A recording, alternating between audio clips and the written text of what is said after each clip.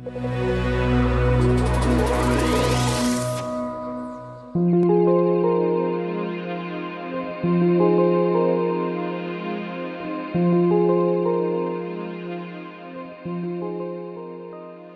brevemente, mi homenaje y mi reconocimiento a la persona del profesor Couture. Se ha hablado mucho, queda poco por decir. Ayer en la mañana hubo, digamos, muchos homenajes, muy sentidos también en la jornada que nosotros tuvimos en la noche, con las palabras de Ángel y de los profesores Berizonce, Oteiza y Tavolari. Pero, sin embargo, quería simplemente expresar que las enseñanzas y la obra de Couture son parte del legado que nos ha dejado y cuya vigencia perdura en el tiempo. A quienes nacimos en este país y elegimos el derecho procesal como materia objeto de estudio y optamos por el ejercicio de la docencia en esta materia, nos enorgullece que Couture sea un hijo de esta patria. Y sus palabras, como las Sagradas Escrituras, se han transmitido por generaciones a través de sus discípulos.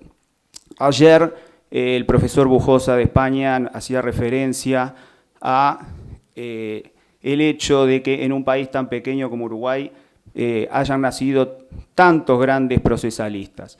Santiago Pereira ayer hacía mención, entre ellos, a quienes fueron los redactores del Código Procesal Modelo para Iberoamérica, como los profesores Yeltsin y Vescovi, y también a quienes fueron sus maestros, como Teito Van Viera y Torello, con quien tuve el honor de compartir muchos años como ayudante de su cátedra.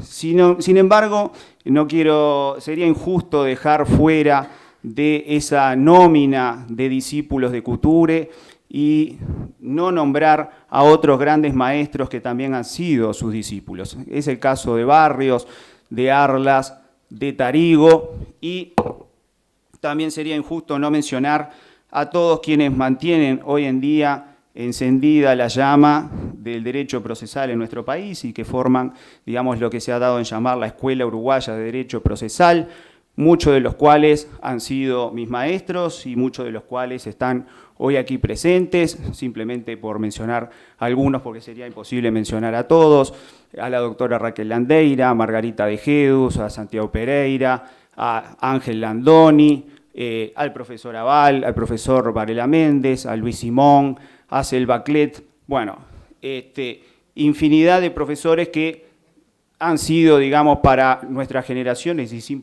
por esto marcar una brecha generacional, ¿no? Solo con los caballeros, no con las damas que no envejecen, pero mi reconocimiento y mi gratitud para todos ellos.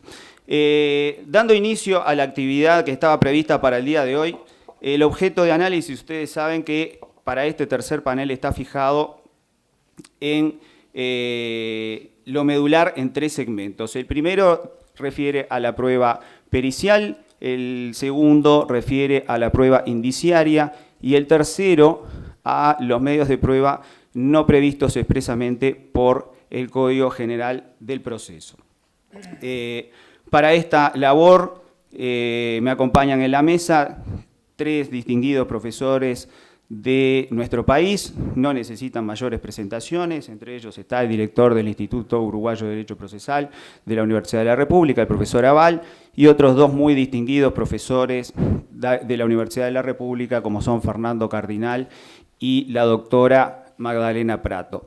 Y, por decirlo de alguna manera, aunque no es exacto lo que voy a decir, pero profesores extranjeros, porque en realidad también los consideramos parte de nuestro acervo cultural procesal, nos acompañan los profesores Raúl Tavolari, Ramiro Bejarano y Luis Marinoni. La dinámica de trabajo va a ser la misma que tuvimos en la jornada de ayer. Cada expositor va a disponer de 15 minutos para hacer su exposición. 3 minutos antes del vencimiento de cada término nosotros le vamos a avisar.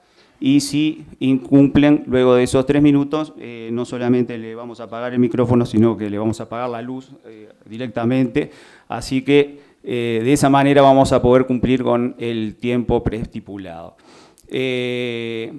Para empezar, entonces, le vamos a ceder la palabra al profesor Raúl Tavolari, que es profesor emérito de Derecho Procesal de la Universidad de Valparaíso, en Chile, profesor titular de Derecho Procesal de la Universidad de Chile y expresidente del Instituto Iberoamericano de Derecho Procesal.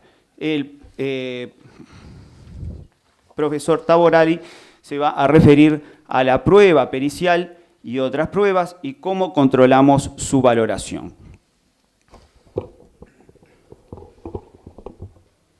Muy buenos días.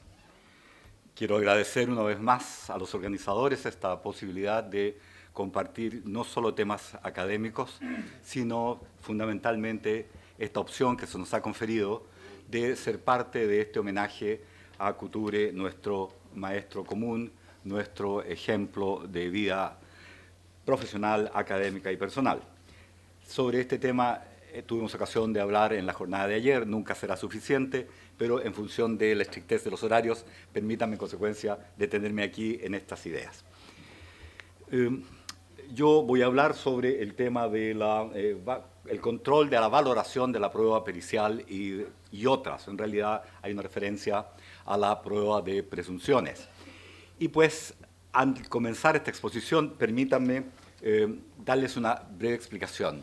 Ayer asistimos, particularmente los que venimos del otro lado, al debate que ustedes tenían respecto de estas modificaciones introducidas al Código General del Proceso, cuestión que resulta extremadamente relevante para el ejercicio de la profesión.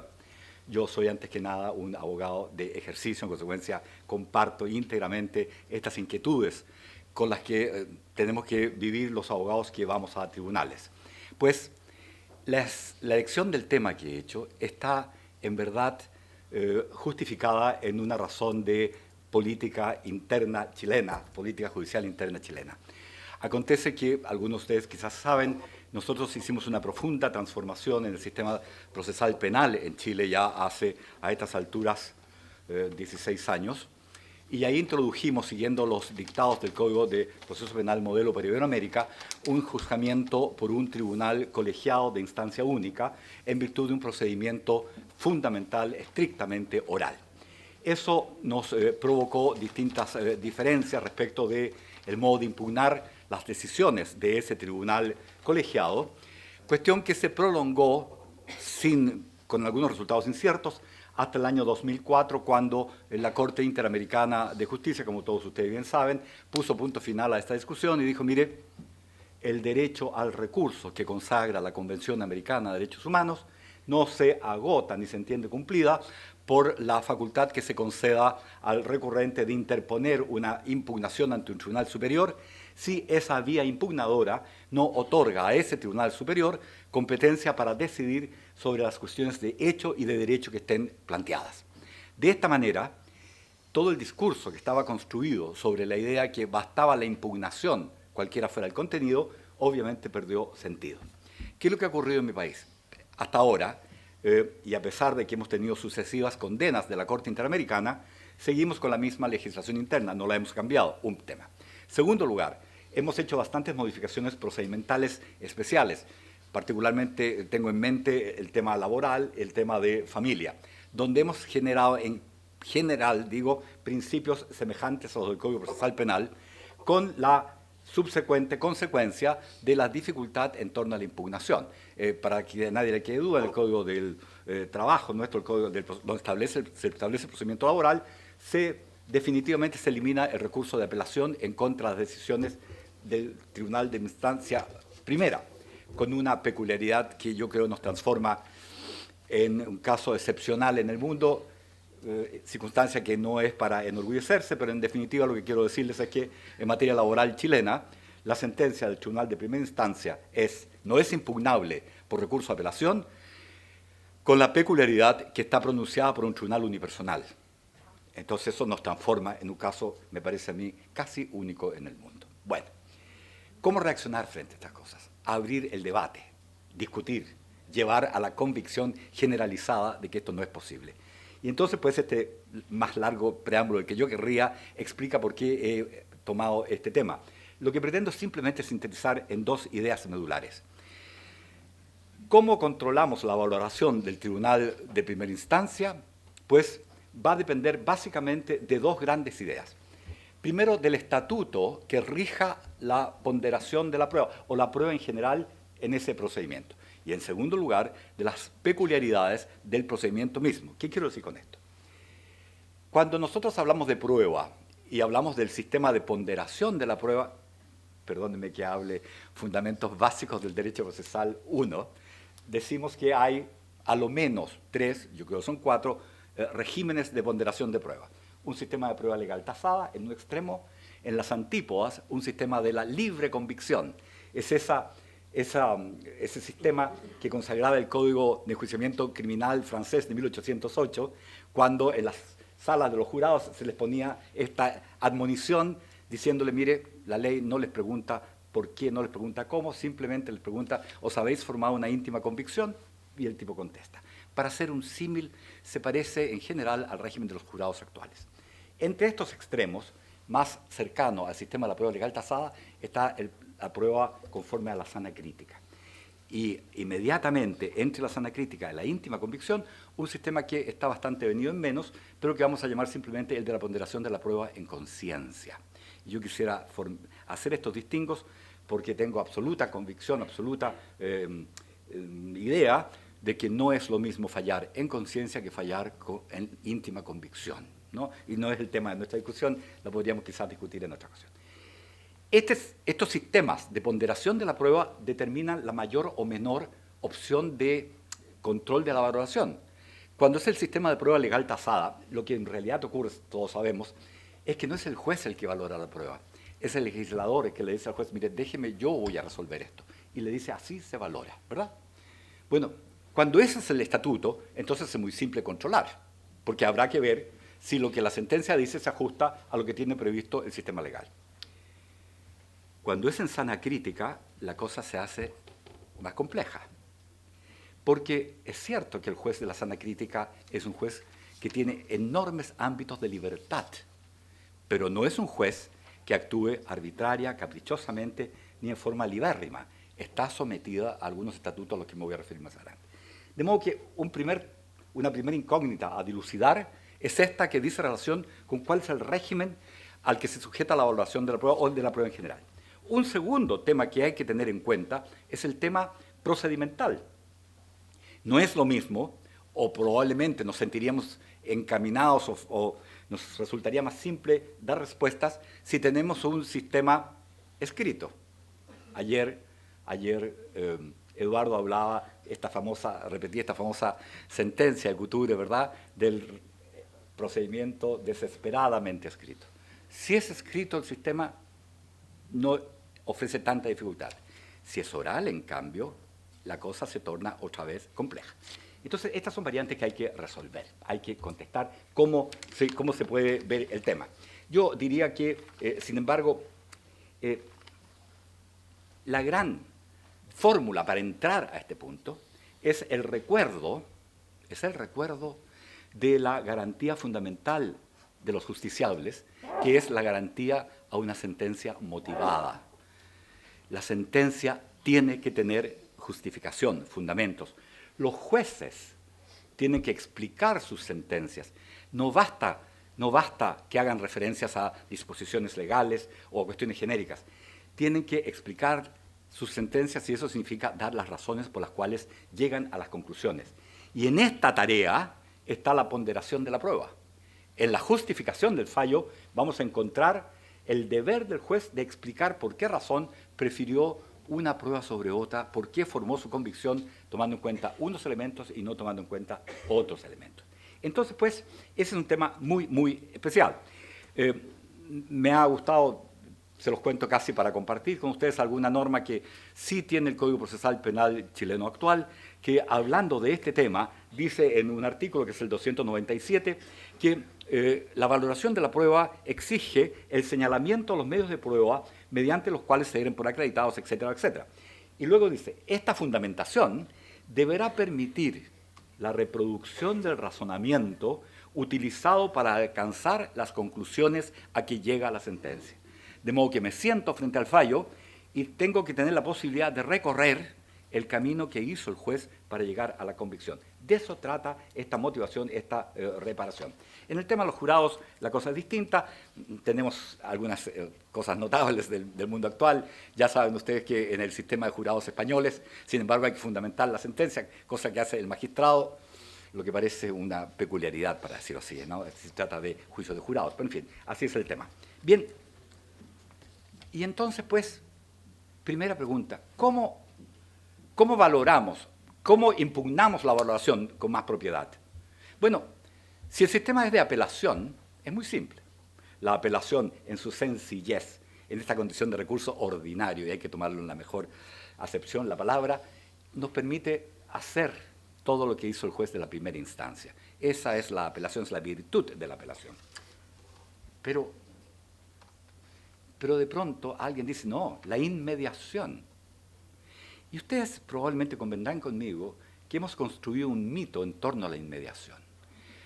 Nosotros, que trabajamos también en el ámbito del proceso penal, incurrimos en algunos excesos. Y entonces, cuando ustedes ven la introducción del Código Modelo para Iberoamérica, advertirán una sentencia que ha tenido más éxito del que realmente merece. Aquella sentencia que apela a que no se debe dar prioridad al tribunal menos informado sobre el que está más informado. Y este se dice es producto de la inmediación. Si yo, juez, estoy frente al testigo, si yo lo miro a los ojos, entonces yo tengo mayor capacidad de extraer conocimiento que la capacidad que puede tener aquel que está en una sala 2 años después o 3 meses después leyendo lo que el juez dijo. La inmediación. Pero yo, entonces, para provocar alguna discusión, me permito decir que detrás de esto hay un mito. Porque cuando se ensalza la inmediación a principio fundamental, se olvida una garantía básica, que es la que aludí antes, el de la motivación del fallo. Es cierto, el juez que está frente al testigo lo ve opinando, lo ve hablando con voz alta, lo ve hablando con lentitud, lo ve después de la peluquería, como lo dijo Selvayer, pero si todo eso que ha percibido el juez por sus sentidos es determinante de su decisión, al motivar la sentencia tiene que dejar testimonio de ese hecho.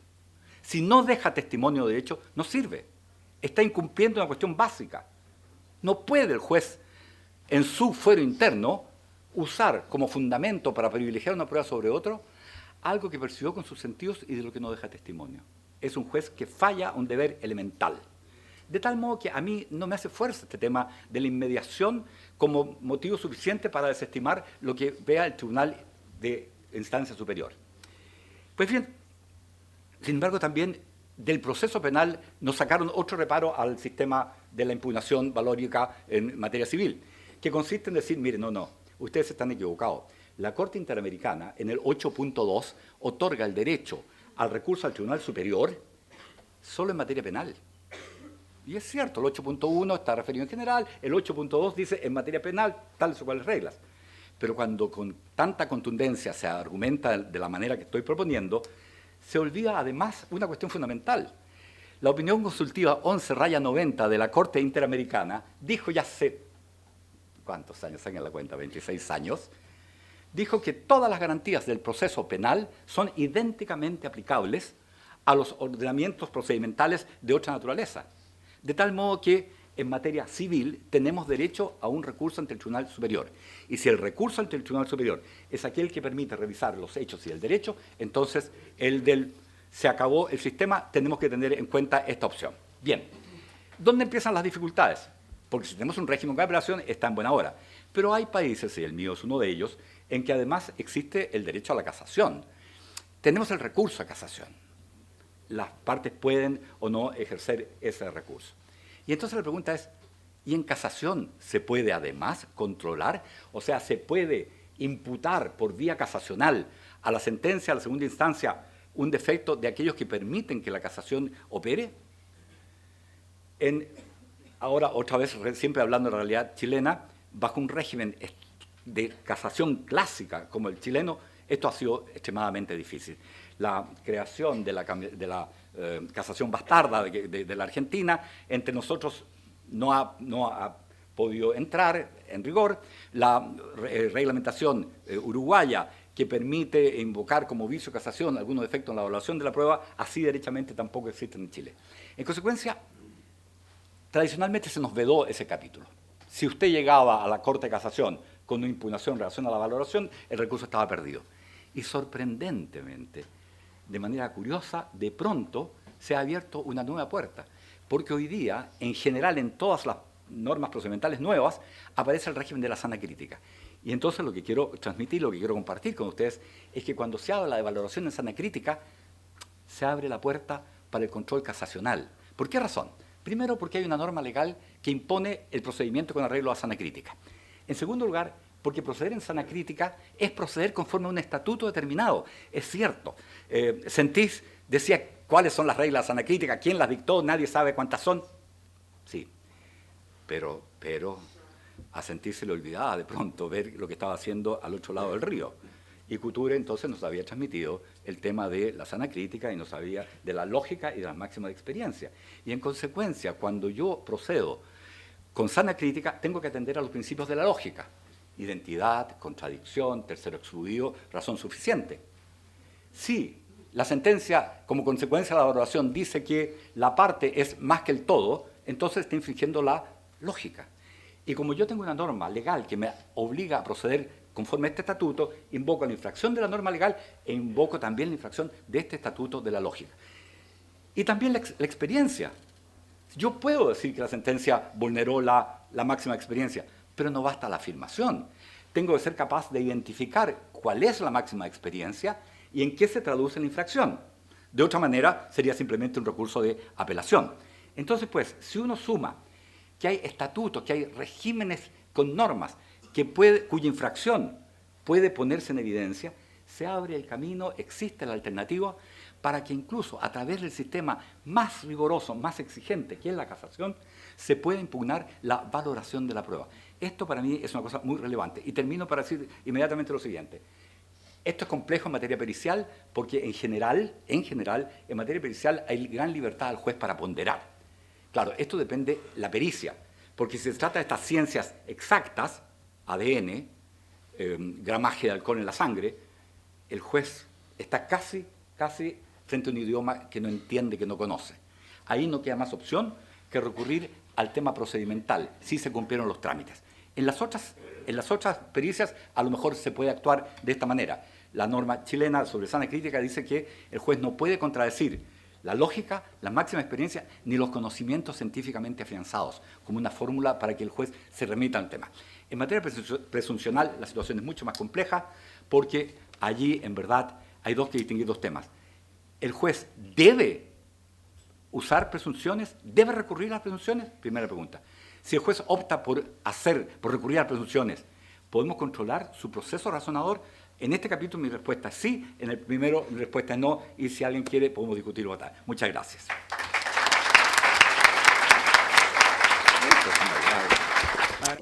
A continuación le cedemos la palabra al profesor Ramiro Bejarano. El profesor Ramiro Bejarano es director del Departamento de Derecho Procesal de la Universidad Externado y secretario general del Instituto Iberoamericano de Derecho Procesal y miembro de la Asociación Internacional de Derecho Procesal. El profesor Bejarano nos va a exponer sobre el rol del abogado en la prueba. En primer término, no puedo ser la excepción para dar el agradecimiento a los organizadores de este evento tan importante y por permitirnos a los colombianos estar presentes en tan importante certamen y tan justo de homenaje al maestro de todos, Eduardo J. Couture. Dijo Borges en memorable ocasión, y esto lo digo con toda la convicción, que uno debería tener algo de cada país, y respecto de Uruguay decía que lo que debería tener alguien del Uruguay era siempre un amigo, porque los uruguayos son extraordinarios amigos. Así me siento hoy aquí en esta mañana. Bien, el tema que me han pedido que desarrolle es el relacionado con el papel, el rol del abogado en la prueba.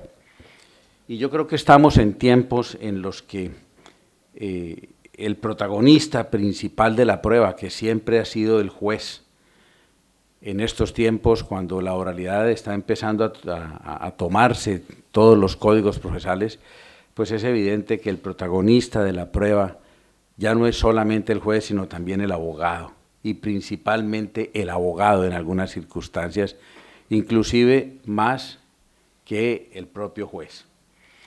Entonces, la pregunta a resolver es, ¿quién es y quién va a ser el protagonista de aquí en los años siguientes y durante un buen tiempo de la prueba? Yo creo, sin temor a duda, decir que el protagonista va a ser el abogado. Y entonces aquí se tornan interesantes enseñanzas de hace mucho tiempo, por supuesto, los mandamientos del abogado escritos por Eduardo J. Couture, que nunca han perdido vigencia, ahora con mayor fuerza la rescata, porque varios de esos postulados, y adelante haré referencia a alguno de ellos, tienen que ver precisamente con ese papel del abogado, aun cuando realmente en otra cosa estuviera pensando el maestro Couture cuando lo estaba escribiendo. Lo que pasa fue que escribió para la inmortalidad, porque estos mandamientos del abogado aún hoy, en ese nuevo sistema que se está empezando a abrir camino, están teniendo toda la importancia del mundo. Lo primero que hay que decir es que la diferencia entre el juez y el abogado en el pleito es absolutamente clara. El juez no pierde ni gana el pleito. En cambio, el abogado sí gana o pierde el pleito. El buen juez está al margen de la controversia en el sentido de sus pasiones, no en el sentido de sus convicciones, porque él desde el día 1, cuando recibe la demanda, como decía Carneluti, una buena demanda es un buen proyecto de sentencia favorable. Desde cuando el juez recibe esa sentencia empieza a formarse sus inquietudes. Como lo decía Fran Marino Malatesta, el juez parte de la ignorancia, después evoluciona a la duda, posteriormente llega a la opinión y finalmente a la certeza. Y ese es el proceso en el que debe construir el abogado. Aquí ayer se hablaba del buen litigante, y yo estoy por creer lo siguiente, sobre todo después de que leí un libro que se llama El oficio de jurista, de Luis María Díez Picasso, que daba la siguiente información. Hablaba de un abogado que tenía mucho éxito, demasiado éxito en la comunidad, y llevaba 10 años sin ganar un solo pleito. Entonces, la gente se pregunta, ¿y por qué un abogado que pierde los pleitos tiene tanto éxito? Porque yo creo, y es aquí la averiguación que me parece interesante, que el buen abogado litigante, por supuesto, claro, tiene que ver también con los sucesos que obtenga en los pleitos, pero fundamentalmente el abogado litigante bueno es aquel que le presta el concurso de los temores a la persona que tiene que enfrentar el proceso. Aquella persona que tiene la desgracia de tener que someterse alguna vez a un tribunal de cualquier jurisdicción, y cuando llega a ese trance definitivo encuentra un respaldo en un abogado que le vence los temores para comparecer ante el juez. Ese, por supuesto, es el buen litigante, y por eso Luis María Díez habla de ese abogado litigante exitoso, que ha perdido los pleitos, pero le ha hecho razonable, le ha hecho tranquilizable la comparecencia en un juicio, que para quien no es abogado, obviamente se trata de un suceso importante en su vida. Si para quienes somos abogados, eventualmente tener que comparecer como partes en un proceso es un drama y es una dificultad, como lo debe ser seguramente para el oncólogo que descubre que tiene una pepita en alguna parte del cuerpo y después se establece que es cancerosa, de la misma manera para el abogado resulta cuando tiene que acudir a un juicio personal a atender una controversia. y obviamente para quien no es abogado con mayor razón. Y allí es donde el abogado se vuelve un protagonista trascendental de la prueba. Yo quiero mencionar frente al tema del rol del abogado en la prueba, recordar simplemente para podernos ubicar 3 instantes en materia de la prueba: la petición, el decreto y su práctica. Porque obviamente el papel del abogado en estos 3 instantes varía. Hoy en día, en el tema de la petición de la prueba, seguramente el abogado va a tener un papel muy trascendental, sobre todo, por ejemplo, en el tema del dictamen pericial de parte.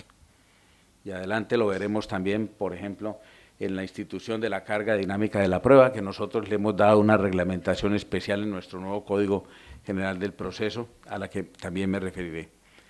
Pero el juez está presente en el decreto de la prueba, cuando autoriza su vinculación al proceso y también cuando se está practicando la prueba. Y en esos escenarios del decreto y la práctica de la prueba, en todos los códigos del mundo se establecen unos deberes de colaboración del juez con de colaboración del abogado con el juez.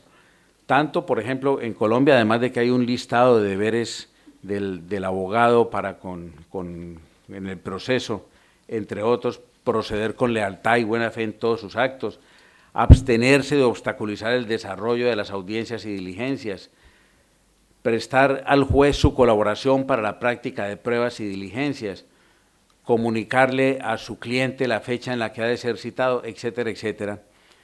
Entonces, el deber de colaboración de un abogado con el juez, al que se refería Eduardo J. Couture en el 5º mandamiento del abogado, cuando le dice al abogado que sea leal para con el juez, que ignora los hechos y debe confiar en lo que tú le dices, y que en cuanto al derecho, alguna que otra vez debe confiar en el que tú le invocas. De manera que esos deberes están inmersos en todos los códigos del mundo. En Colombia, por ejemplo, existe, lo que también existe en otros países, consecuencias procesales de aquella conducta negligente del abogado, de la parte, que impide la realización de una prueba o que obstaculiza la práctica de una prueba, al extremo que esa conducta el juez debe apreciarla como indicio en contra de aquella parte que ha generado esa específica conducta. De suerte que no es obviamente cualquier conducta la que debe desplegar el abogado. Legalmente, por ejemplo, en Colombia está definida como una de las formas de temeridad o mala fe en el proceso, obstruir por acción o por omisión la práctica de las pruebas. De suerte que el rol del abogado, más en el proceso oral que se avecina, es el de que tiene que ser un colaborador activo, proactivo, para decirlo de otra manera, en todo lo que tiene que ver con la prueba. Y entonces, ante la imposibilidad de hablar de todos los medios de prueba, me parece importante y trascendental hablar de 2 medios de prueba específicos. El tema de 2 situaciones específicas. Uno, en lo que tiene que ver con la carga de la prueba y el tema de la carga dinámica de la prueba, que en Colombia ha tenido recientemente ya una regulación legal. El mundo avanza a una situación de pruebas flexibles, donde obviamente el que está interesado en probar no solamente sea el juez, sino que el juez además pueda decidir quién debe probar. Ese principio no altera, o esa arista no altera el principio de non plus probandi, según el cual le corresponde al actor probar los supuestos de hecho y de derecho en los que afinca su alegato o su pretensión o su excepción. Pero la carga dinámica de la prueba, que entre nosotros empezó a abrirse camino hace más de 20 años con ocasión de procesos de responsabilidad médica contra entidades estatales, el Consejo de Estado, el máximo organismo de la jurisdicción contencioso colombiana, encontró que era necesario flexibilizar el principio de la prueba precisamente para permitirle a los dolientes de una eventual falla en el servicio médico poder probar de manera que se trasladaba la carga de probar a esa entidad pública del Estado que había sido deficiente.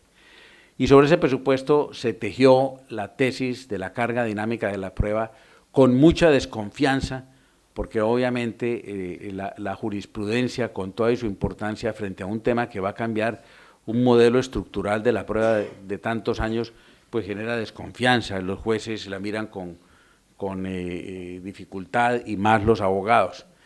¿Qué mostraron estos años de la experiencia jurisprudencial?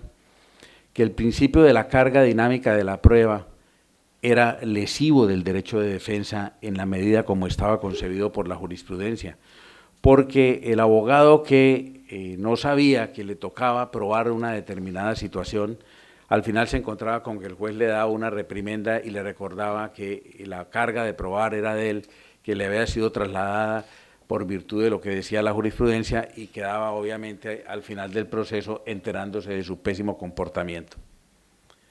Ahora, en este sistema que a nosotros no nos parece un disparate, ni nos parece equivocado, el Código General del Proceso ha señalado que el juez, mediante auto que es susceptible del recurso de reposición, debe advertir a la parte a la que le traslada el deber de probar qué es lo que le corresponde probar, de suerte que esa parte no sea sorprendida. El juez le dirá en el curso del proceso, en virtud de la carga dinámica de la prueba, al decretar la prueba o aún en su práctica, le debe decir, usted, señor apoderado, tiene la carga de probar esto y esto y esto. De suerte que algunos dicen que esa es una vía de prejuzgamiento, yo pienso que no, el juez simplemente lo que está es, en determinados casos, como lo dice la norma, definiendo cuál de las dos partes está en mejor situación de probar algo. Y por supuesto, en ese escenario el abogado se vuelve el principal actor de la prueba. Ese es un aspecto muy importante. Y lo otro que señalo es en lo que tiene que ver con el dictamen pericial de parte. El dictamen pericial de parte también hace al abogado principal activista en una prueba tan sofisticada y tan ajena a las habilidades del abogado y del propio juez, como lo es la de la producción del dictamen de parte. Entonces, en ese dictamen de parte se desmaterializa esa circunstancia de que es el juez el que decreta traer al proceso una experticia, porque son las partes las que han de llevarlo. Claro, algunos han criticado esta entidad diciendo que eso encarece el proceso, que es una institución que solamente favorece al que tiene recursos económicos. Eso está por verse. Lo cierto es que en el dictamen pericial de parte es una prueba sui generis, y sui generis se llama lo que uno no sabe exactamente cómo se llama. Porque aquí en el dictamen pericial de parte no hay petición, no hay decreto de la prueba, y cuando el dictamen pericial le llega al juez, ya la prueba está practicada. Y entonces ese dictamen pericial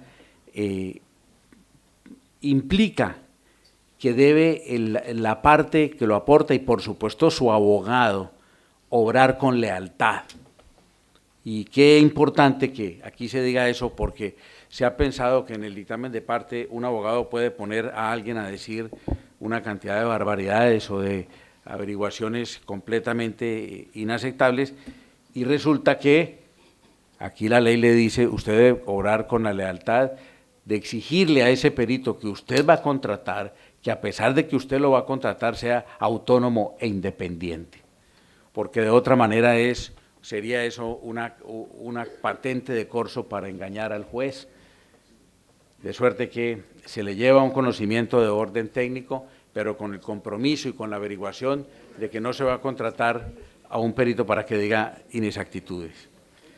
Y señalo entonces que el papel del abogado, con esto termino, señor moderador, tiene que ver, importante también, con el tema de la práctica de la inspección judicial, que en nuestro ordenamiento positivo procesal civil está prácticamente proscrita del Código General del Proceso, en el sentido de que el juez solamente debe decretar inspecciones judiciales cuando sea absolutamente necesario, y es necesario cuando quiera que los hechos que se pretenden probar no pudieron allegarse por la vía de llevar fotos, grabaciones, dictámenes periciales u otras cosas. Es decir, otra vez el protagonista es el abogado en la práctica de esa inspección judicial. Muchas gracias, muy gentiles. Agradecemos al profesor Bejarano por la claridad de su exposición. Y acto seguido pasamos a la siguiente, que está a cargo del profesor Fernando Cardinal, bien conocido por todos ustedes, profesor de Derecho Procesal de la Facultad de Derecho de la Universidad de la República y ministro del Tribunal de Apelaciones en lo Civil, que nos va a exponer sobre el tema de la prueba indiciaria en el proceso civil uruguayo. Bueno, buenos días a todos. Primero que nada quiero agradecer la invitación y el honor de compartir con estos compañeros, excelentes compañeros de mesa. El tema de la prueba indiciaria para mí es uno de los temas más apasionantes de la prueba y creo que trasciende el tema de la prueba, porque el tema de la prueba indiciaria tiene que ver con algo que ya el profesor Tavolari dibujó perfectamente y que está es el pivote sobre el cual gira la decisión judicial, que es la fundamentación. La prueba indiciaria, ¿es una prueba? ¿No es una prueba? Bueno, se han dado discusiones desde Rosenberg en adelante sobre si es una argumentación probatoria, un razonamiento probatorio, un medio probatorio. Lo que sí importa en el análisis histórico, si uno empieza a ver cómo surge la prueba indiciaria es la primera puñalada que se le da a Montesquieu. Cuando Montesquieu decía que el juez era la boca por la cual hablaban las palabras de la ley, estaba pensando en la reglamentación hasta de la valoración probatoria. Y así se justifica la prueba tasada, toda aquella historia que tiene el régimen probatorio, casi formulario, porque es muy parecido al romano, en su principio. Y la prueba por indicios es la primera brecha que hace vislumbrar o anuncia lo que en el siglo XXI algún autor ha llamado el cambio de posición de esta posición de Montesquieu, de decir que el juez era la boca por la cual hablaba la ley, que el juez pasa a ser el cerebro que piensa la ley.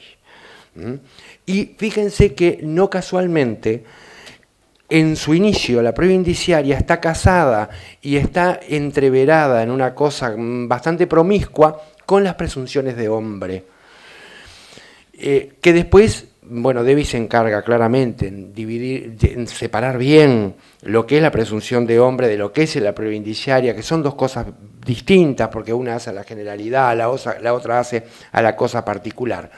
Pero lo que sí no cabe duda es que la prueba indiciaria está casada con un sistema valorativo que es necesariamente la sana crítica.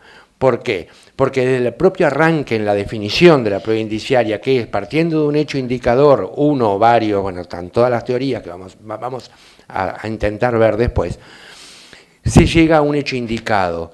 Es decir, que hay un surplus en la percepción que es la puesta de la cabeza del juez de forma de llegar a una conclusión mediante las herramientas típicas de la sana crítica, que son la lógica y las reglas de experiencia. Y eso es el indicio. El indicio es la primera gran definición legal, porque todos los códigos antiguos lo tenían, de lo que después se empieza a desprender como concepto de sana crítica. Si nosotros vamos a nuestro viejo CPC, cuando regula las presunciones de hombre, porque entreveraba los conceptos, justamente lo que dice es esto, que debe probarse los requisitos típicos del indicio, debe probarse el hecho indicador, que tienen que ser grave, que tiene que ser inequívoco, unívoco e inequívoco, concordante con otros, cuando se requieren varios, y llevar a una convicción razonada del hecho indicado. El tema que me tocó hablar es la prueba por indicios o la prueba indiciaria en el proceso uruguayo. En el proceso uruguayo tenemos dos formas de encarar el tema del indicio, dos formas legales, dos formas reguladas distintas. La clásica, que venía del CPC, que sigue vigente en materia contencioso administrativa y que está recogida en el CPP, en el Código de Proceso Penal vigente, y está renombrada en el nuevo CPP, que sigue con el viejo criterio, prácticamente copia la norma anterior, y por otro lado el Código General del Proceso, que en una especie de revolución la exilia como medio de prueba. Es decir, cuando relata los medios de prueba, la prueba por indicios no aparece como tal. Creo que, en mi opinión, digo, quienes han escrito conmigo lo saben, para mí una de las cosas más inteligentes que tuvo el Código es sacar la prueba por indicios como medio de prueba, porque los medios de prueba en realidad hacen a los medios de prueba del hecho indicador, no del razonamiento. Yo entiendo personalmente, y en eso sigo la primera tesis de Rosenberg, de que es una forma de razonamiento probatorio o de argumentación probatoria. Creo que eso entendió el legislador y el codificador cuando la única referencia parecida al concepto de indicio que hay en el texto positivo del CGP es el artículo 141, en donde se explica que para la lectura de la prueba hay que estar a las reglas de experiencia y a la lógica. Esto es la sana crítica. Se insiste, la sana crítica es el primer embate que tiene la sana crítica y la primera recepción legislativa. Y la primera vez que en aquel sistema francés que desconfiaba de nosotros los jueces, se confió en la prudencia del juez al construir la presunción de hombre y el indicio como conceptos muy, muy, muy casados.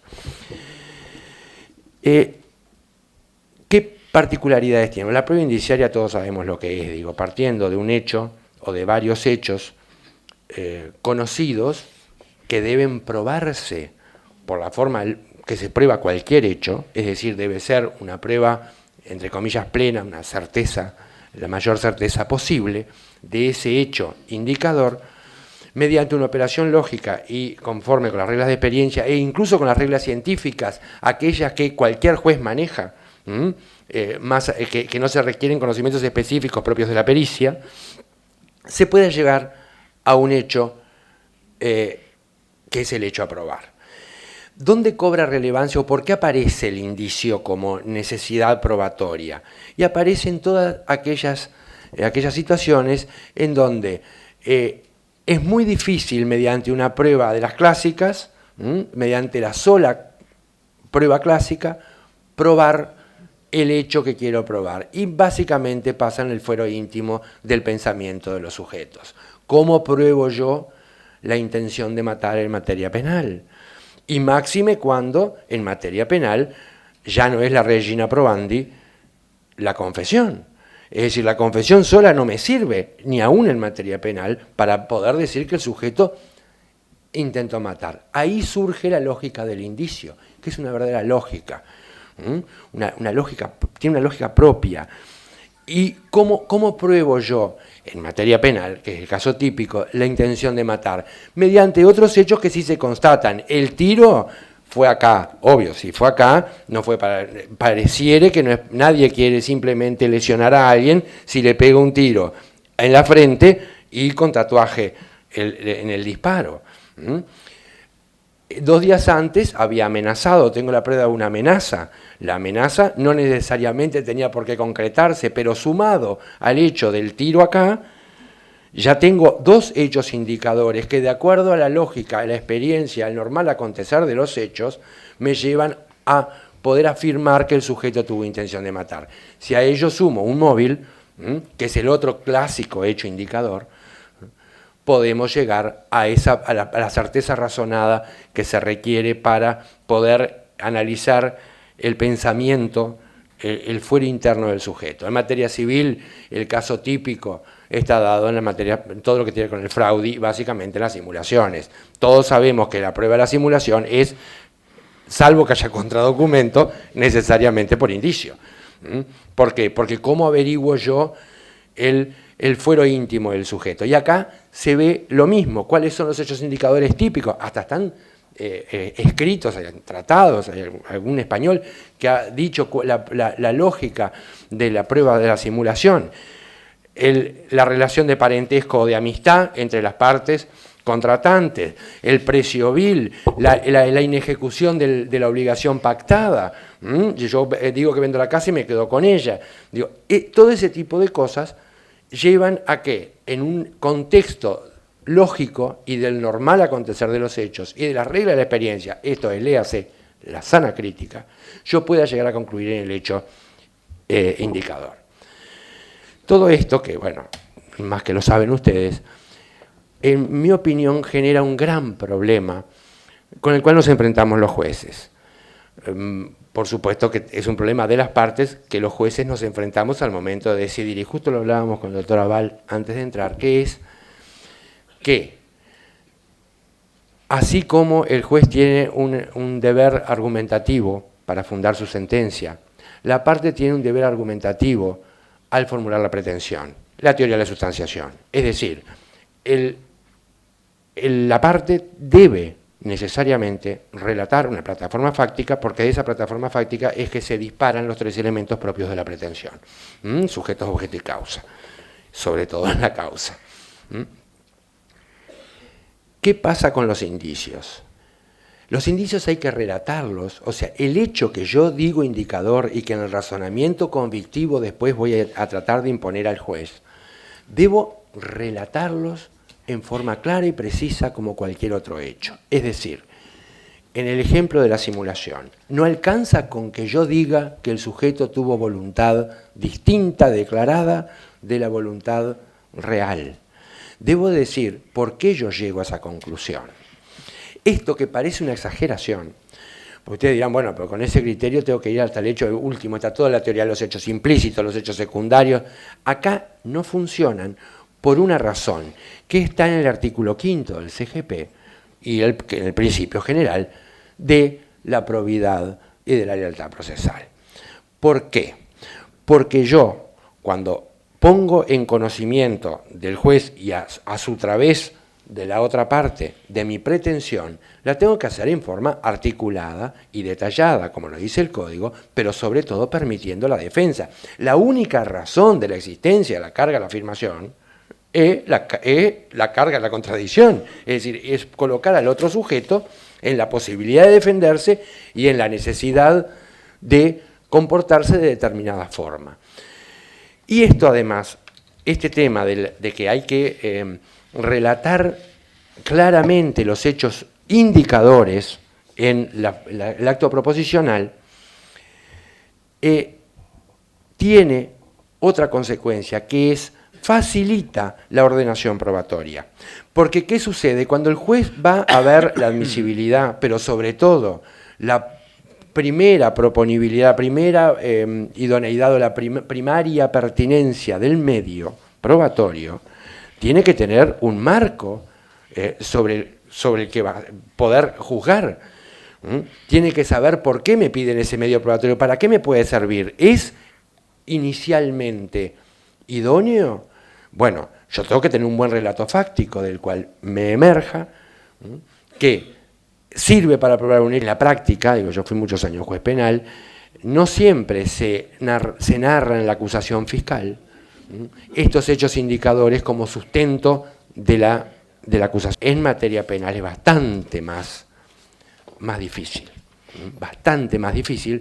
porque fíjense que en la práctica, digo, yo fui muchos años juez penal, no siempre se narra en la acusación fiscal estos hechos indicadores como sustento de la acusación, sino que se dice simplemente que el sujeto tuvo intención de matar.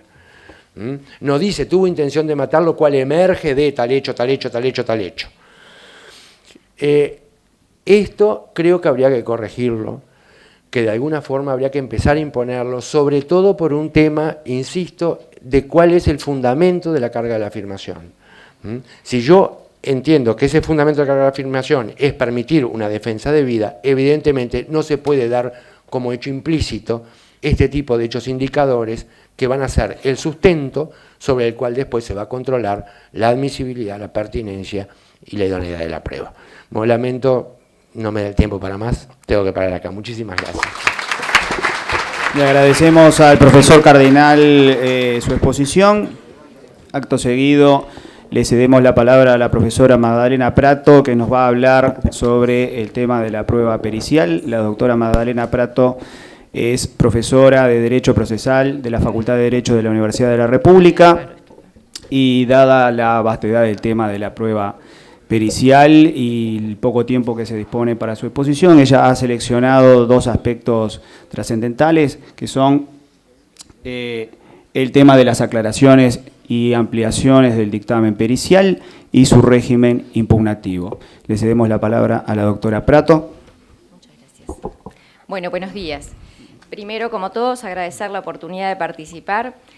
Qué privilegio participar de un homenaje a Couture, que aparte me parece que se ha elegido la mejor forma de homenajear a Couture, que es precisamente aplicando sus mandamientos, aquello de que hay que estudiar y que hay que pensar.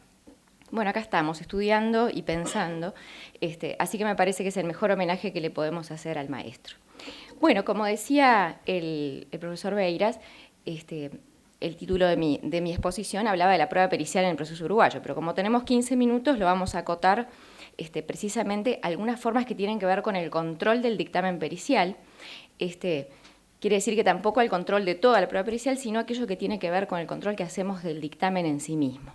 En este sentido, les recuerdo básicamente que el artículo 183 de nuestro CGP regula lo que llama las observaciones al dictamen, más allá de que incluye bastante más que eso en su redacción, y básicamente recordamos muy rápidamente lo que dice el artículo para que después cuando discutamos algunos puntos lo tengamos presente.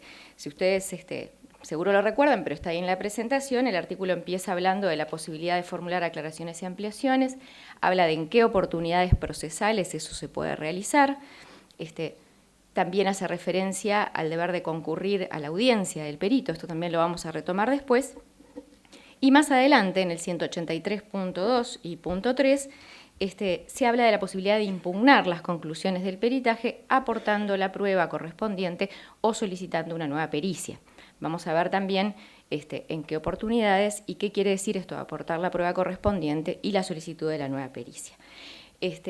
Sin perjuicio de que nos vamos a centrar en las partes, también este artículo habla de las facultades del tribunal en este sentido. Vamos a empezar entonces a ver lo que tiene que ver con algunos puntos de las aclaraciones y ampliaciones. No vamos a reiterar conceptos que todos ustedes manejan seguramente, pero sí me gustaba retomar acá algunas confirmaciones que vemos en la jurisprudencia, es decir, cómo la jurisprudencia toca estos temas, como qué soluciones de la doctrina recoge. En ese sentido, cuando hablamos de aclaración y ampliación, tenemos que tener claro cuál es el alcance cuando solicitamos la aclaración o la ampliación del peritaje. La doctrina en este sentido siempre señaló un paralelismo con la aclaración y ampliación de la sentencia, ¿verdad? En realidad, cuando yo pido aclaración y ampliación de la sentencia, recuerdan que no, lo que hago es aclarar puntos oscuros, pedir que se aclare puntos oscuros, puntos confusos, equívocos, y cuando pido una ampliación es respecto a los puntos omitidos, pero que ya estaban dentro del objeto. Bueno, se hace el paralelismo con el dictamen pericial en el mismo sentido. Cuando yo pido aclaraciones del dictamen pericial, me refiero a aquellos puntos del dictamen que resultaron oscuros o equívocos, confusos, y cuando pido las ampliaciones, también me refiero a aquel punto sobre el que el perito debía pronunciarse y que no se pronunció, pero que ya estaba en el objeto de la prueba pericial. En ese sentido, la jurisprudencia, retomando lo que dice la doctrina, ha señalado en más de una ocasión que no se puede utilizar este mecanismo de la aclaración o la ampliación del dictamen pericial para tratar de hacer entrar en la prueba pericial algo que no formaba parte de su objeto. Si la prueba pericial quedó determinada en cuanto a su objeto en una determinada oportunidad procesal y precluyó la oportunidad en ese sentido de modificarlo. Entonces, mediante la solicitud de ampliación, no se puede, mediante esa vía oblicua, dice la jurisprudencia, tratar de introducir temas que en realidad no formaban parte del encargo originario del perito. Ese es un tema que tenemos que tomar particularmente en cuenta. Con respecto a la oportunidad para procesar, para formular la solicitud, como son las mismas oportunidades que para la impugnación, lo vamos a retomar un poquito después. Un último punto sobre las aclaraciones y ampliaciones, tiene que ver con que la eventual impugnación no está condicionada a que yo haga aclaraciones o ampliaciones. Esto podrá sonarles obvio, pero la verdad que en la jurisprudencia, en algún caso, los pronunciamientos de primera instancia habían rechazado la posibilidad de impugnar diciendo que la parte no había formulado aclaraciones o ampliaciones en forma previa y que eso condicionaba de alguna manera la posibilidad de impugnar. Bueno, la jurisprudencia de segunda instancia en ese sentido ha establecido la solución que comparto plenamente de que no existe fundamento legal alguno para entender que la impugnación está condicionada a que yo previamente formule aclaraciones o ampliaciones. En realidad la norma prevé todas las posibilidades, pero si en definitiva ya desde un comienzo yo quiero impugnar el contenido del dictamen, no tengo por qué formular aclaraciones o ampliaciones previas. Simplemente lo señalamos porque la jurisprudencia ha recogido esa situación. Bueno, en lo que hace a la impugnación del dictamen pericial, porque como decíamos, el 183 prevé las dos cosas, aclaraciones o ampliaciones y la impugnación de las conclusiones del peritaje, dice la norma. Entonces, acá obviamente el concepto es absolutamente distinto, no estamos pidiendo que se aclare o se amplíe algún concepto, sino que estamos discutiendo, consideramos erróneo, consideramos equivocadas las conclusiones, ¿verdad? Discutimos el contenido de esas conclusiones. ¿A qué apuntamos entonces con la impugnación? Bueno, a sacar la eficacia convictiva a ese peritaje, es decir, se apunta al momento de la valoración. Al momento de la valoración se toma en cuenta que se ha disminuido mediante la impugnación esa eficacia convictiva. ¿Cuál es la oportunidad procesal para solicitar esta impugnación? Bueno, y acá retomamos un poquito lo anterior porque el 183 regula como oportunidades procesales las mismas para solicitar las aclaraciones y ampliaciones y la impugnación. Bueno, se trata de dos oportunidades. El 183 nos dice en el plazo de 3 días luego de que se me comunicó el dictamen pericial o en la audiencia de prueba. Son dos oportunidades procesales que en realidad deben ser respetadas dentro del proceso. ¿A qué voy con esto? A que en la medida en que la ley me asegura dos oportunidades en las que yo puedo ejercer ese derecho a impugnar, se hace fundamental el respeto a la idea de que hay que convocar audiencia cada vez que existe un dictamen pericial.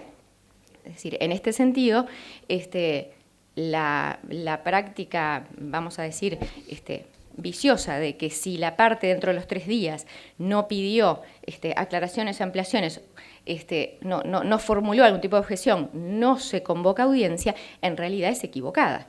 En realidad, nuestro sistema en materia de prueba pericial permite hablar de un medio de prueba que es de alguna manera mixto, que se compone de dos partes, es decir, ese dictamen del perito que en general va a ser escrito, más las aclaraciones en audiencia. Es decir, en la medida que no se den las dos partes de la pericia, puede sostenerse que en realidad la prueba pericial como tal, el medio como tal, no fue diligenciado en forma completa.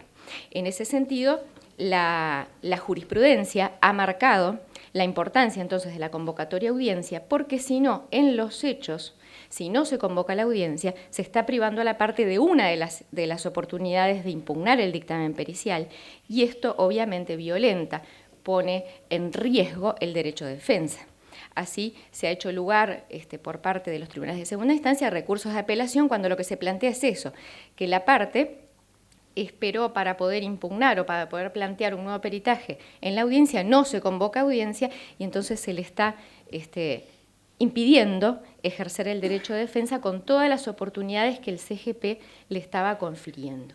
Por eso la importancia de, ayer lo comentábamos con algunos colegas, la importancia de insistir en que esa parte del perito concurriendo a audiencia y explicando, dando sus aclaraciones, hablando de su dictamen, forma parte del medio de prueba, del procedimiento completo de la prueba pericial. Bien, con respecto a esto de las oportunidades procesales, para ejercer este derecho a impugnar, este control que realizamos del dictamen pericial, cabe señalar también que la jurisprudencia conteste que si yo no impugné en estas oportunidades procesales el dictamen pericial, después, cuando apelo la definitiva, no voy a poder ponerme a discutir las conclusiones del peritaje. Podré en todo caso discutir la valoración que el tribunal haya hecho del peritaje, pero no las conclusiones del dictamen pericial, porque a esos efectos operó la preclusión.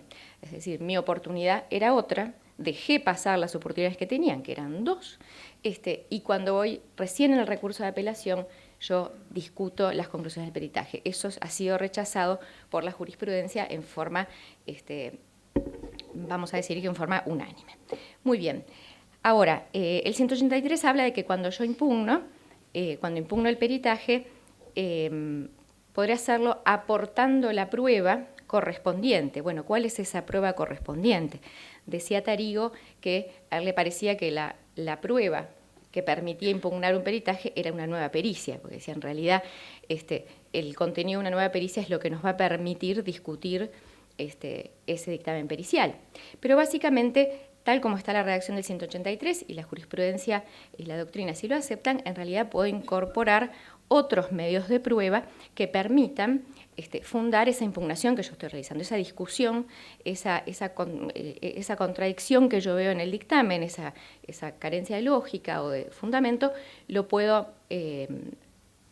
intentar probarlo mediante otros medios de prueba. El problema que hay acá es un problema de control, como en todas las cosas de prueba, con todos los temas de prueba. Es decir, otra vez, no permitir que mediante esta vía se incorporen pruebas que tendrían que haber sido incorporadas al principio. Es decir, acá yo tengo nuevamente límites. Yo voy a poder producir otras pruebas, voy a poder solicitar otras pruebas, pero siempre con el límite del objeto de la pericia inicial y además del objeto de mi impugnación. Porque si no, yo voy a estar tratando de entrar al proceso pruebas que en realidad hacían referencia a la cuestión de fondo y que como no pude o me olvidé o tuve problemas para incorporarlas al principio, trato de hacerlas entrar por acá. Entonces, obviamente el control que tiene que hacer el tribunal y las partes de este aspecto es fundamental, porque de otra manera, si no, estamos usando en forma incorrecta, en forma abusiva, un instrumento procesal y eso obviamente no es la idea. Bueno, con respecto a la prueba, también vamos a decir que la jurisprudencia admite también que la prueba que en realidad se hace de la impugnación sea la que obra en el mismo expediente, es decir, cuando en el mismo expediente ya surgen contradicciones que permiten fundar la impugnación. Asimismo, el 183 nos habla de la solicitud de una nueva pericia. Yo hacía referencia recién a lo que decía Tarigo, la solicitud de una nueva pericia como de alguna manera como la prueba más importante, vamos a decir así, de las razones de mi impugnación. Este tema de la solicitud de la nueva pericia va a tener otra vez los límites claros. Los límites tienen que ver con el momento en que se admitió la prueba pericial al proceso, es decir, el objeto va a estar ya limitado, pero además va a tener que ver también con la impugnación que yo estoy realizando, porque por algo pedimos una nueva pericia.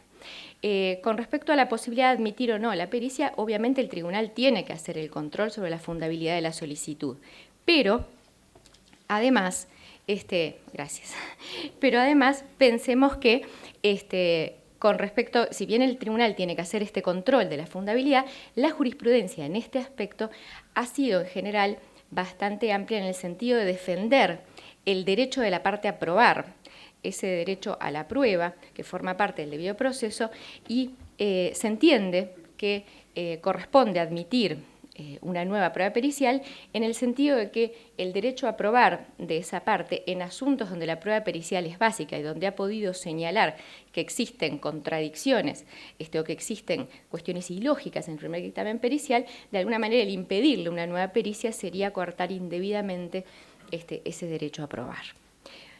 Por último, para ajustarme a los tiempos que me dieron, un último punto, que es el tema de la impugnación del dictamen pericial por defectos formales.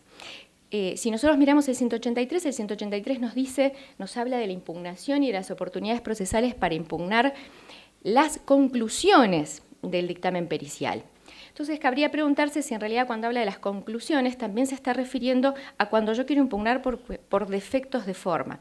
Por ejemplo, no se me dio noticia de cuándo se iba a hacer la diligencia, por ejemplo. Bueno, en ese caso, la pregunta que yo pongo ahí, de si se regula por esta misma disposición, tiene que ver con esto. Cuando yo planteo ese defecto formal, también tengo 2 oportunidades procesales para hacerlo, también puedo esperar a la audiencia para hacerlo.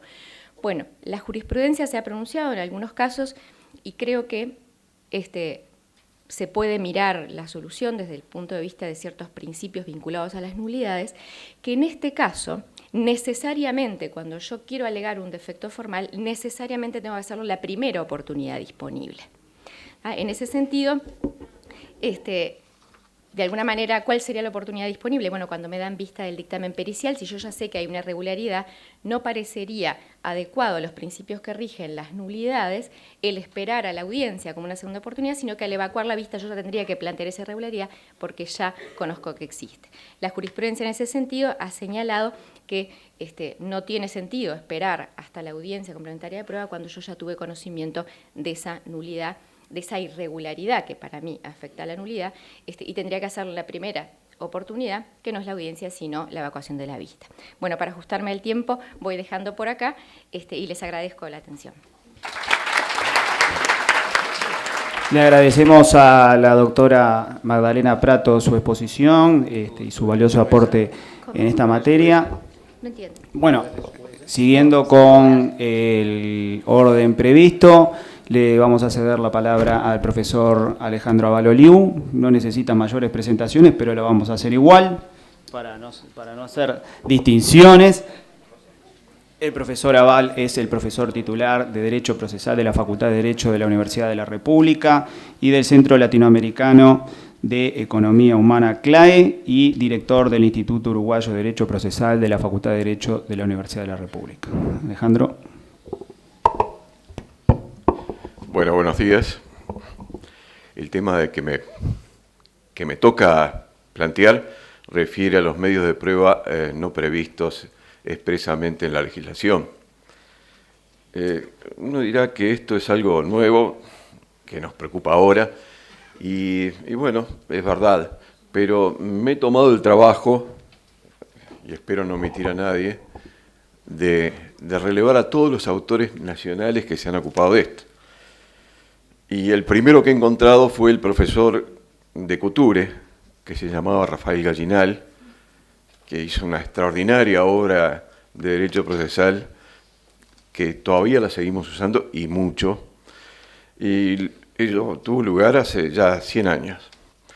Después se ocupó de eso, fíjense, yo les voy a dar los nombres nada más. Gelsi Vidar, Barrios de Ángeles, por supuesto de Couture antes, González Mullin, Brocos, Peirano Facio, Viera, Tarigo, Bauzá, Siri, Bonciac, Bello, Viera, Landoni, Feuer, Del Piazzo, Cardinal, Clet, Vescovi de Egedus, Santiago Pereira, Férico Álvarez, Baluga, Castillo, Giufra, González, Marquisa, Morales, Muñoz, Pescaderes, Apelli, Weiss, Aldaz, Pascal, Laborda, Cafera, Noblía, Galante, Pereira, Garderes, Giacometto, Landoni, Melos, Pintos, Caumón, Gaete, Sarabia, Pérez, Berro, Romero, Borbonet, Viega, Machado, Amaro, Vaso y yo. Como ven, no es un tema que vaya a inventar demasiado. Creo que algo de la presentación que he hecho de este asunto en un trabajo que escribí hace no mucho tiempo tiene algún aporte novedoso, pero el tema empieza hace 100 años, claro está, por ejemplo con la fotografía o con las primeras grabaciones magnetofónicas. Incluso Couture dedicó un trabajo hace ya como 75 años a la prueba fotográfica. Después lo retoma el tema en Fundamentos. Incluso dicen, fíjense, les voy a dar la cita, lo voy a leer, es corto. Los textos legales enumeran habitualmente los medios de prueba: instrumentos, testigos, confesión, juramento, inspección judicial, dictamen pericial y presunciones. El problema consiste en saber si estas pruebas pueden ser ampliadas con otras que no han sido objeto de previsión especial, pero que, respondiendo a conquistas de la ciencia, brindan día a día nuevas posibilidades de investigación frente a los hechos controvertidos. Desde el punto de vista del derecho positivo, El artículo 146.1 del CGP dice: son medios de prueba los documentos, declaración de parte, de testigos, dictamen pericial, examen judicial y reproducción de hechos. El artículo 146.2 es el siguiente, dice: también podrán utilizarse otros medios probatorios no prohibidos por la regla de derecho, aplicando analógicamente las normas que disciplinan a los expresamente previstos. El artículo 173 del CPP dice algo parecido, y algo parecido dice el 144 del nuevo Código del Proceso Penal. Pero incluso dentro del CGP encontramos el 175.1, que dice que podrán presentarse toda clase de documentos, aunque no sean manuscritos, como ser fotografías, radiografías, mapas, diagramas, calcos, películas cinematográficas y otros similares. La verdad es que en todas estas disposiciones hay una seria confusión entre algo que Santilla, por ejemplo, lo tenía muy claro, que era la distinción entre fuentes de prueba y medios de prueba, ¿verdad? Y eso ayuda a entender las disposiciones y ayuda a plantearnos cómo es el tema de los medios de prueba no previstos. Recuerdo para ustedes que fuente de prueba puede ser conceptualizada como todo objeto o persona susceptible de llegar a provocar en el tribunal una razonable convicción acerca de la verdad o la falsedad de la existencia de un hecho.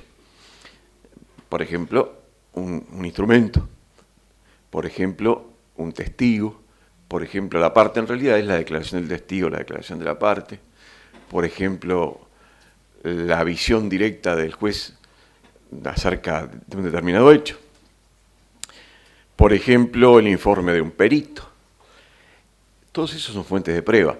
Medio de prueba es algo distinto, es el procedimiento que se prevé, o que quizás no se prevé expresamente, el procedimiento que se prevé para introducir la declaración del testigo, el instrumento, la declaración de la parte, el informe del perito dentro del proceso, para que pueda ser manejado útilmente por el tribunal.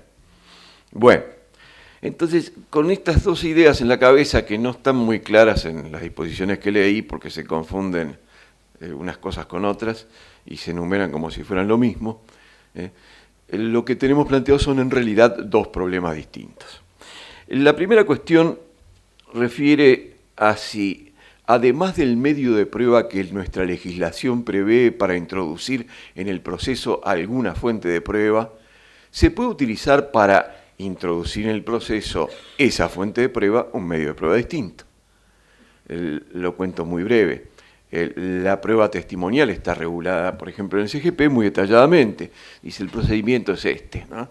Se convoca, bueno, simplifico, declaran ante el tribunal, lo interrogan las partes, etc.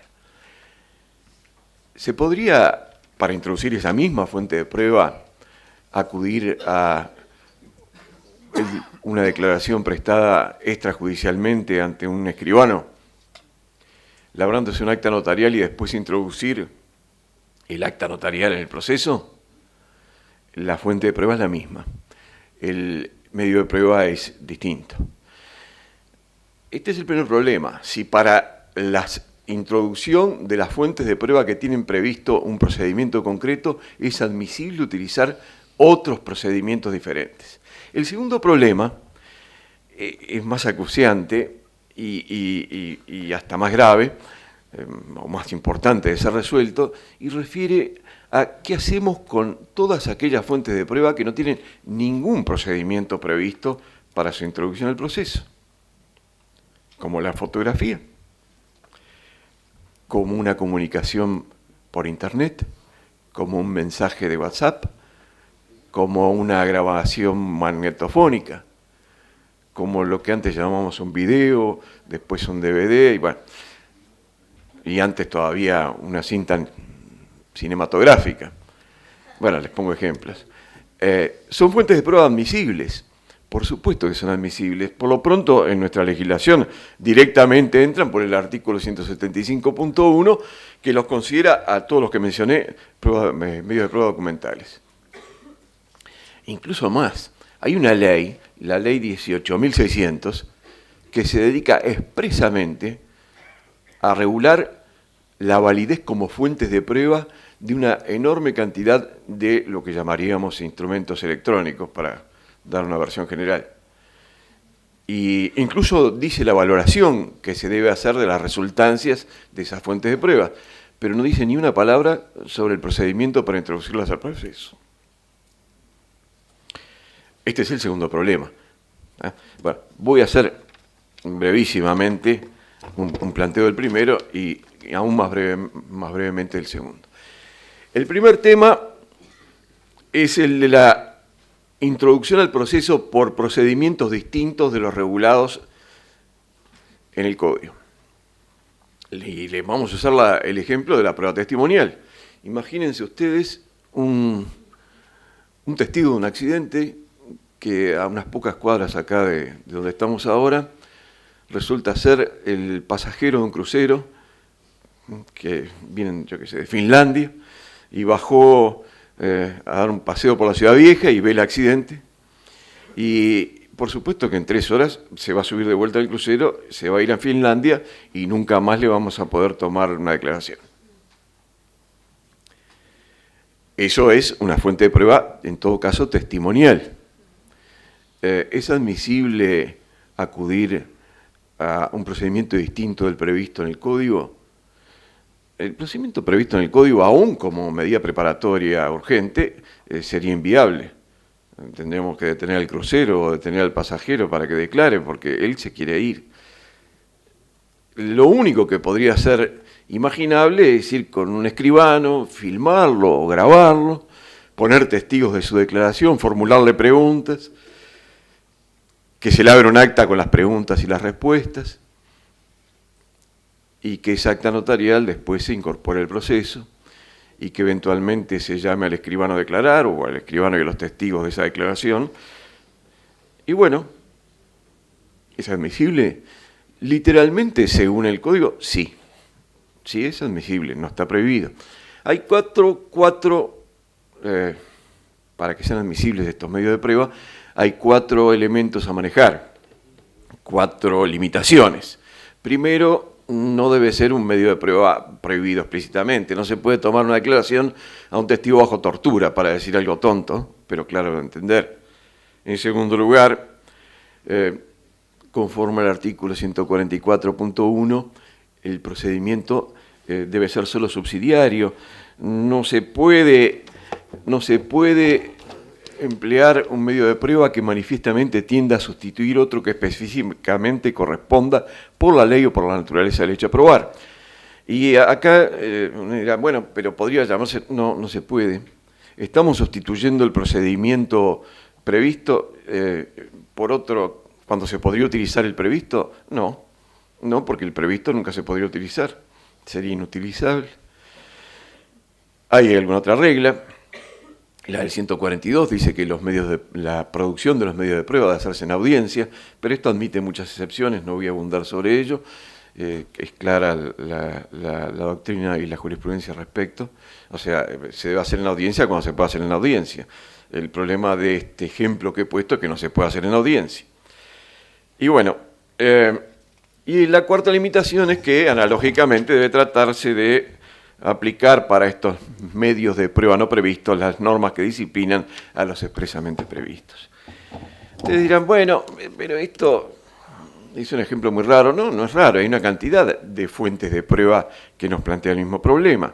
Hay una acordada de la Corte, la 7784 del año 2013, que ¿saben qué dice? Dice algo que no lo tenemos presente casi nunca. Dice que se puede interrogar a un testigo por videoconferencia. No por Skype, podríamos simplificar. Claro, en determinadas circunstancias. ¿Y es eso legal? Sí. ¿Por qué? Porque es introducir una fuente de prueba por un medio de prueba no previsto.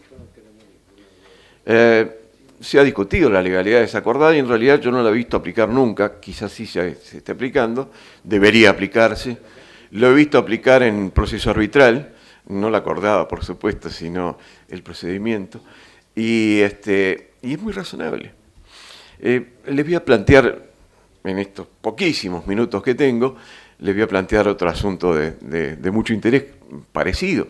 ¿Qué pasa con la recién mencionada pericia de parte?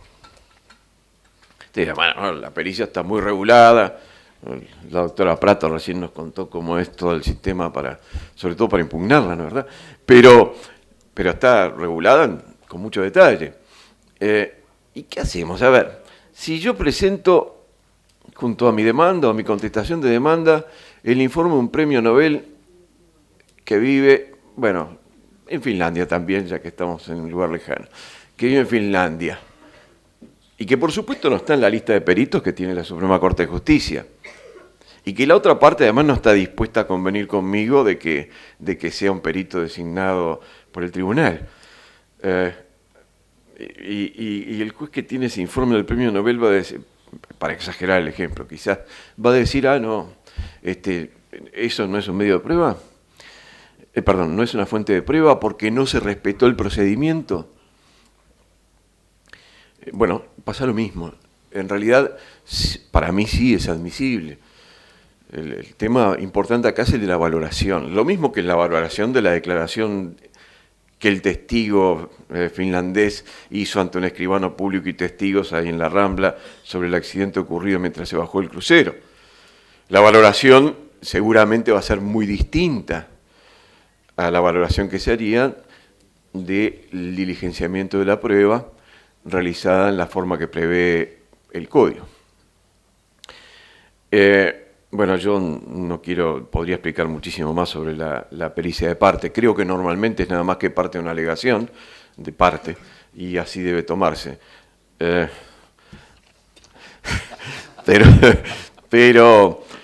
Pero hay otros ejemplos, ¿no? A ver, hay que hacer una inspección judicial de un buque hundido.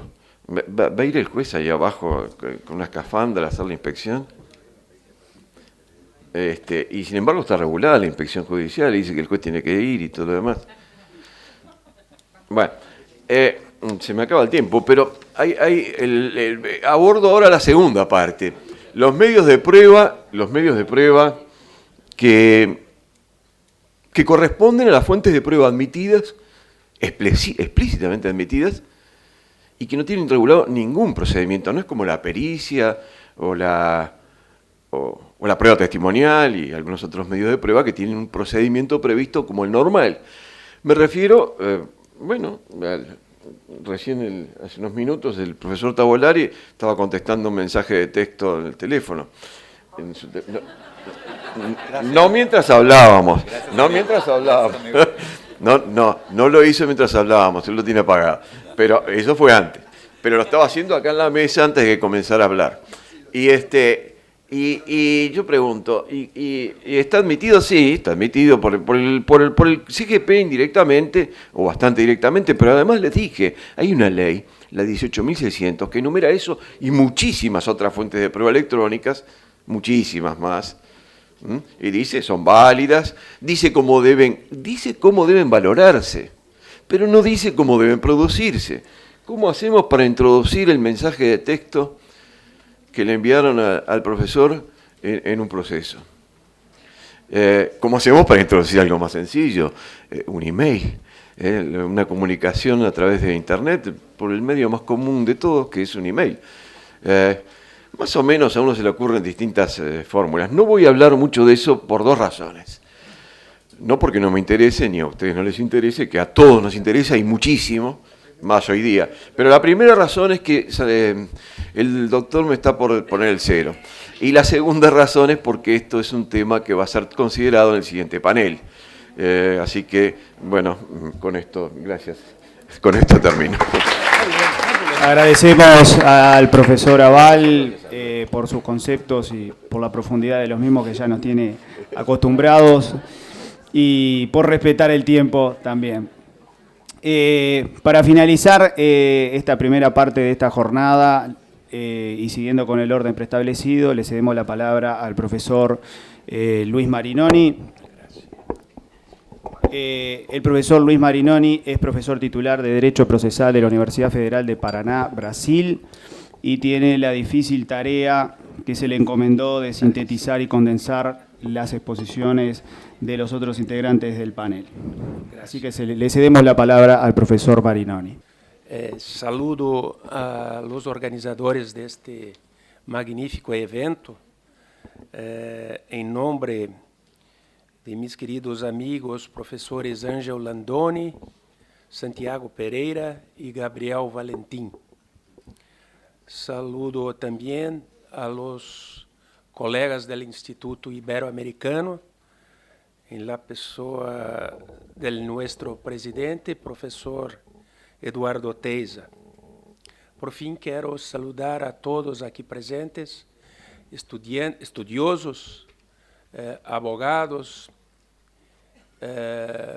apaixonados pelo direito e que prestam justa homenagem a Eduardo Couture, dando vida a este evento.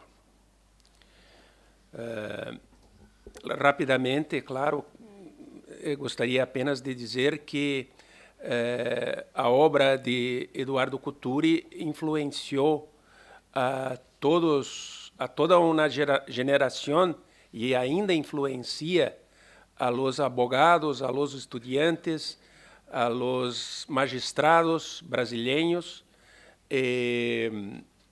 suas ideias, seus conceitos emprenhados de humanidade, todavia justificam nosso trabalho, abrem caminhos ao nosso trabalho em benefício do desenvolvimento do direito processal. Em relação a las exposições feitas, é muito difícil falar de todas, claro, em virtude do tempo, mas encontrei em todas elas, especialmente 3 pontos que podem ser ditos comunes. Começando pela exposição do professor Tavolari, onde se toca no problema del controle da valoração, del controle da justificativa da valoração. Este é um ponto que sempre me preocupou muito e é um ponto intimamente ligado com uma parte da exposição do professor Ramiro. O professor Ramiro, em determinado momento, afirma que a inversão da carga da prova deve ser feita de modo a comunicar à parte adversária que esta prova, que o ônus da produção da prova será invertido, pelo que compreendi. Não? Isto me faz lembrar que talvez seja interessante distinguirmos 2 pontos. Em primeiro lugar, a situação em que os fatos não podem ser esclarecidos. Fatos que não podem ser esclarecidos. E isto tem uma relação íntima também com a exposição do professor Bejarano, porque tem a ver com a atividade do abogado. Fatos que não podem ser esclarecidos. Este é um ponto grave, porque existem fatos que não podem ser elucidados. Nenhum advogado, nenhum perito, nenhum experto poderá elucidar determinados fatos. A mim parece que quando os fatos não podem ser esclarecidos, nós temos que trabalhar com uma teoria da convicção. A teoria da convicção é uma teoria, a meu ver, que justifica a redução das exigências da prova no momento em que o juiz decide. Ou seja, é uma teoria que justifica a convicção de verossimilhança no momento em que o juiz decide. Entretanto, todavia, nós admitimos que, quando o juiz decide, com base em verossimilhança, muitas vezes, ele está a inverter o ônus da prueba. Ele está a inverter a carga da prueba. Como se ele pudesse inverter a carga da prueba ao final do processo, no momento em que decide. Ora, a meu ver, eu não posso inverter a carga da prueba se a parte adversária não tem oportunidade de produzir a prueba. De modo que, se o juiz decide, dizendo que está a inverter a carga da prueba, ao final do processo, ele está, na verdade, decidindo com base em verossimilhança. E para ele decidir com base em verossimilhança, ele tem que utilizar critérios objetivos ou objetiváveis mediante a justificativa. Essa é a ideia que vem da teoria de Gerhard Walter, na Alemanha, que propõe a redução do módulo da prova nas hipóteses em que os fatos não podem ser esclarecidos. E ele diz, exatamente comentando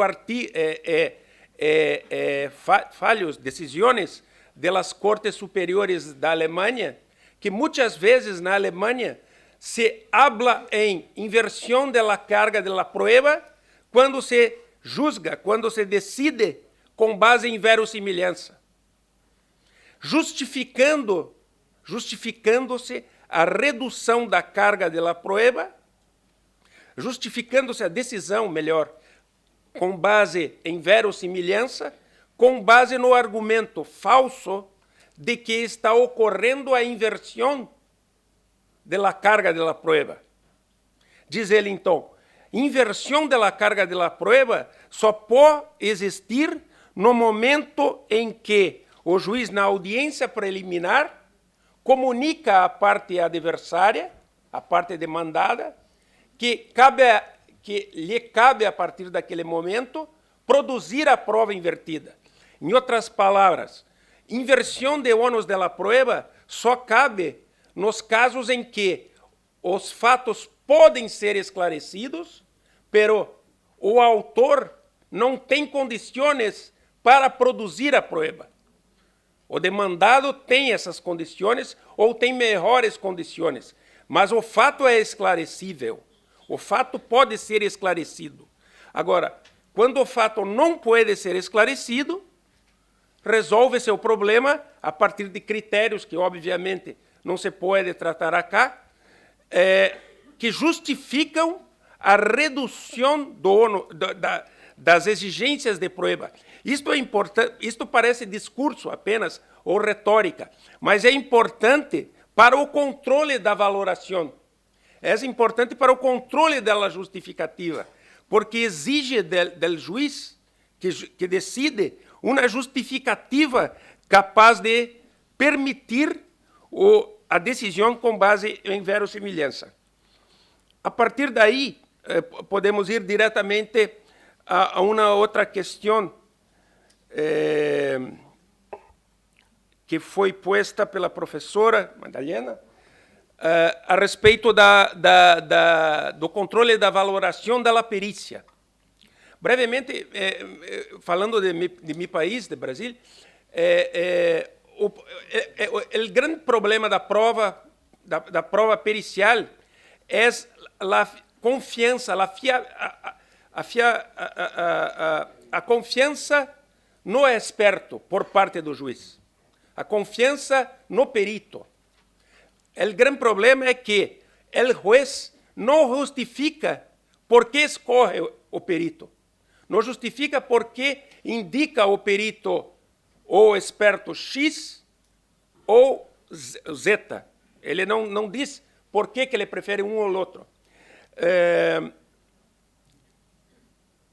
E este, sem dúvida, é um problema sério, porque não há, em verdade, critérios que permitam ao juiz justificar a escolha e, portanto, não há critérios que permitam a los litigantes controlar a decisão do juiz acerca da eleição do perito, acerca da indicação del experto. No Brasil, recentemente, com o código, falo isso para terminar, para finalizar, no Brasil, recentemente, para tentar-se resolver o impasse, se editou no novo Código de Direito Processal, de Processo Civil, um artículo que diz que as partes têm a possibilidade de consensualmente indicar o árbitro, o perito. Muitos se mostraram contrários sob o argumento de que isto é poder do juiz.